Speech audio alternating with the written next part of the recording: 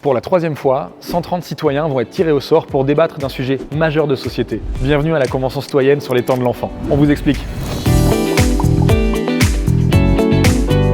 La Convention citoyenne, ce sont 130 citoyens tirés au sort et 20 jeunes qui vont se réunir ici, au Conseil économique, social et environnemental.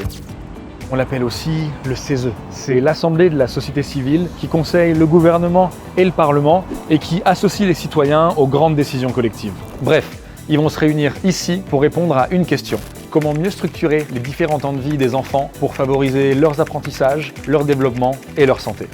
La durée des vacances, l'accès au sport et à la culture, les rythmes scolaires, les temps passés devant les écrans. Ces 130 citoyens fixeront les thèmes à prioriser dans un seul but, rendre leurs propositions au président de la République en novembre 2025.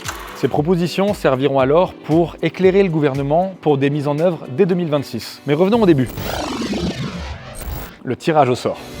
Depuis le 19 mai, des milliers de citoyens ont été appelés sur la base de numéros de téléphone générés aléatoirement.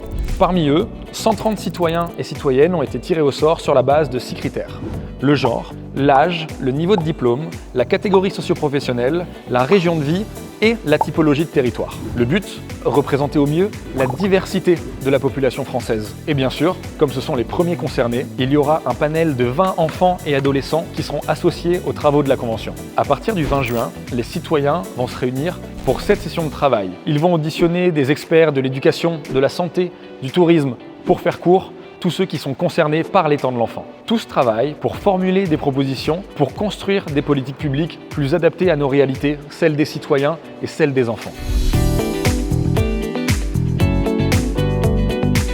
Et mon rôle dans tout ça, en tant que président du comité de gouvernance, c'est d'assurer le suivi méthodologique, de veiller au principe de transparence et d'offrir le meilleur cadre de travail aux citoyens. Et tout ça réuni, c'est la Convention citoyenne sur les temps de l'enfant.